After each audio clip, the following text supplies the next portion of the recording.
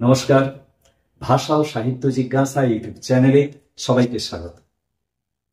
আজকের আলোচনার বিষয় রীতিরাত্মা কাব্যস্য চতুর্থ পর্ব। এই পর্বে রীতি ও স্টাইলের সম্পর্কটি দেখে নেব।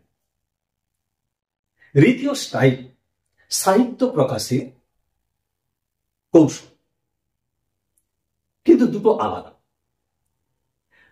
প্রত্যেক লেখকের রচনায় বিষয় নির্বাচন, বক্তব্য সাজানোর কৌশল, ভাষা বিশিষ্ট ক্রমে নির্বাচিত শব্দার্থের দ্বারা প্রকাশ পায়, তাই প্রত্যেকের স্টাইল আলাদা।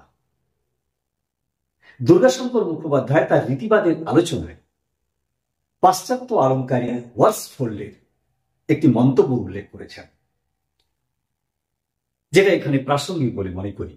তিনি বলছেন, it is that element of literary composition in which the writer unconsciously expresses his temperament, own temperament and circumstances.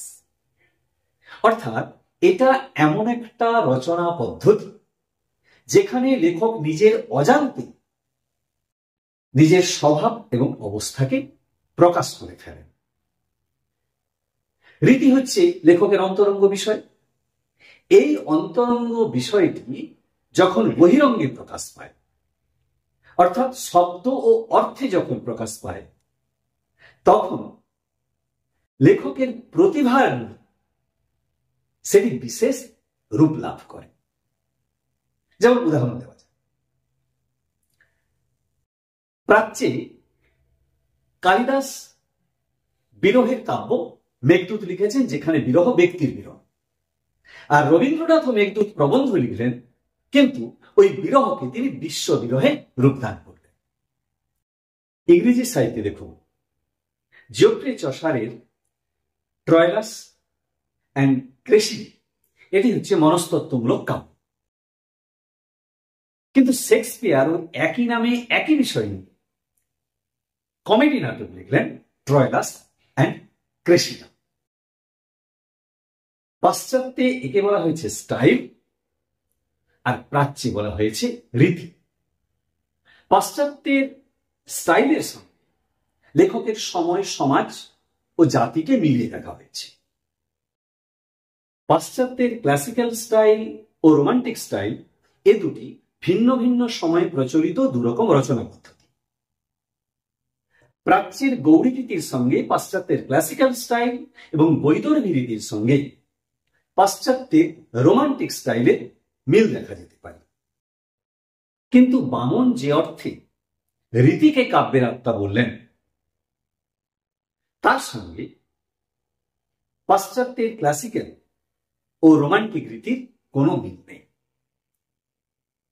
Dionysius of হেলিকার্নাসে আমরা তিন রকম রীতি দেখলাম: জাঁকজমকপূর্ণ, নিরলঙ্কার এবং সর্বজনবোধ।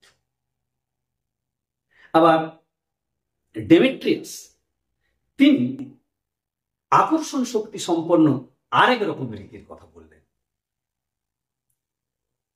পাশ্চাত্য অলঙ্কারিকরা কাব্যকে কোনো বিশেষ রীতি বা পদ্ধতির উদাহরণ বলে মানলেন, তবে তারা কাব্য এবং কাব্য রচয়িতার মধ্যে অন্তরঙ্গ সম্পর্কের কথাকে স্বীকার করলেন। ভারতীয় অলঙ্কার শাস্ত্রে অঞ্চলের নামে রীতির নামকরণ করা হয়েছে, আর পাশ্চাত্যে ব্যক্তির নামে রীতির নামকরণ করা হয়েছে। যেমন ভারতীয় অলঙ্কার শাস্ত্রে আমরা দেখছি গৌড়ী রীতি, পাঞ্চালী রীতি, বৈদর্ভী রীতি, তেমনি পাশ্চাত্যে আমরা দেখব হোমারীয় স্টাইল, শেক্সপিয়ারীয় স্টাইল, মিল্টনীয় স্টাইল। আমরা বৈদর্ভী রীতিকে শ্রেষ্ঠ বললাম, আর পাশ্চাত্য বলল যে শ্রেষ্ঠ লেখকের নিজস্ব স্টাইল থাকবেই, এবং এই স্টাইলটাই তাকে অন্যের থেকে আলাদা করে চিনিয়ে দেয়, এটাই তার নিজস্ব।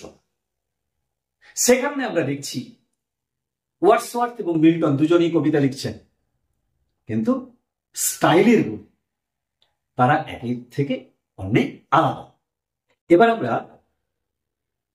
রীতি ও স্টাইল সম্পর্কে একটা সিদ্ধান্তে আসতে পারি। লেখকের সাহিত্য সাধনার পরিচয় স্টাইল বলে কিছু হয় না, কেননা একই পরিবেশে পুরুষ ও স্ত্রীলোকের রচনা রীতি আলাদা হতে পারে। আবার দেখুন, গোষ্ঠীর সঙ্গে গোষ্ঠীর কিংবা একই গোষ্ঠীর ভিন্ন ভিন্ন লেখকের রচনার ধরন বা রীতি বা স্টাইল আলাদা হতে পারে। এখন যদি আমরা বলি কল্লোলের, তাহলে কি আমরা এটা বুঝবো কল্লোলের সব কবিরাই একই রকম কবিতা লিখতেন, একই রকম সাহিত্য লিখতেন? তা তো নয়। যে জন্য আমরা দেখছি যে জীবনানন্দ তার মতো, বিষ্ণুদেব বিষ্ণুদের মতো, সুধীন্দ্রনাথ তো তিনি তার মতো কাব্য সাহিত্য লিখেছেন। আসলে স্টাইল লেখকের বিশেষ সময়ে বিশেষ ধরনের লেখায় ধরা পড়ে, তাই স্টাইল সম্পর্কে আমরা নির্দিষ্ট কোনো সিদ্ধান্তে আসতে পারছি না। আবার দেখুন, স্টাইলের মধ্যে যদি মনের ভূমিকাকে স্বীকার করে নিই, তাহলে মন যেখানে পরিবর্তনশীল, স্টাইল সেখানে অপরিবর্তনীয় হয় কি করে? আপনারাই বলুন।